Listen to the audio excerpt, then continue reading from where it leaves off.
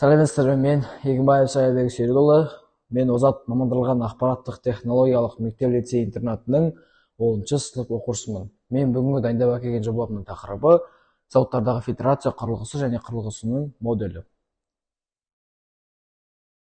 Яғни ары қарай мақсатына кететін болсақ, бірінші ауа ластану деңгейін азайту, екіншіден бізде адамдар мен жануарлардың денсаулық деңгейін жақсарту, үшіншіден бізде жаһандық жылу және де газдардың шығарылуын азайту.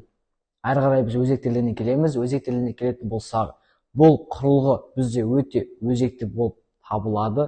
Себебі біріншіден қазіргі таңда бізде, яғни көп зауыттардың болуына байланысты біздің еліміз және де бүкіл қалалар, немесе шағын ауылдардың барлығы ластанып жатыр. Яғни көз көрінбейді десек те болады. Сол осы сүзгіні пайдалану арқасында біздің жаңағы зауыттарға фильтрация қою арқасында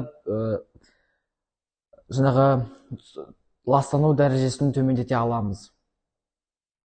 Әрі қарай бізде жалпы ақпаратқа келетін болсақ, анықтамасы сүзгі ауадағы ұсақ бөлшектерді тазартуға арналған құрылғы, және де әрі қарай бізде жұмыс принципі бұл бізде электр өрісі арқылы бөлшектерді иондап, оларды жинау және де әрі қарай қолдану аясы. Яғни біз әрі қарай қадамдарға келеміз. Бірінші қадам бізде ең басты қажет құрал жабдық сатып алу. Яғни бізде бірінші құрал жабдықтар сатып аламыз. Екіншіден бізде екінші қадам компоненттер дайындап алу. Яғни нақты керекті компоненттерді бізде дұрыстап жікелеп дұрыстап қою. Үшіншіден бізде арнайы корпус жасау. Яғни осы біздің дайындаған жобамыздың корпусын тағайындау. Төртінші қадам бізде электр жағын, яғни электр тоғын реттеу. Яғни бізде осы керекті құрылғыға электр тоғын тауып алу. Бесінші қадам, яғни дайын құрылғыларды тоқ көзіне жалғау, және де алтыншы қадам бізде өзі, яғни нәтижені бағалап жазып алу.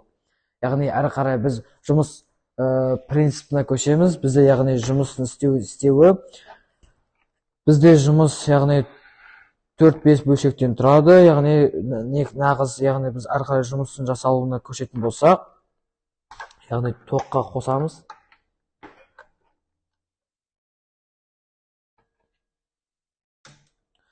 Бізде бастапқы бөлімі, яғни бұл фильтрдің ыстықтамауына, яғни салқындатуына көмектеседі.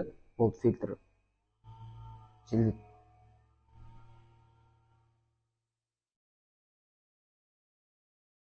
Көріп тұрғандарыңызда жұмыс жасау үстінде, яғни бізде бұл бөлігі тұтану катушкасы, яғни бұл бізде тұтану қосқышы, яғни бұл желдеткіші арнайы, бұл бізде яғни қосатын, бізде тағы да осы құрылғыға қосатын мультиплятор, яғни біз әрі қарай осыған фильтр орнатамыз. Фильтрға көмектесетін мультиплятор деп айтсақ болады. Яғни бізде бұл тоқ көзі, яғни сосын оларды қосып тұрған сымдарды көріп тұрсыздар. Әрі қарай біз жоғарғы тиімділікке көшетін боламыз. Екінші слайдқа қоса сал. Жаңағы артқа.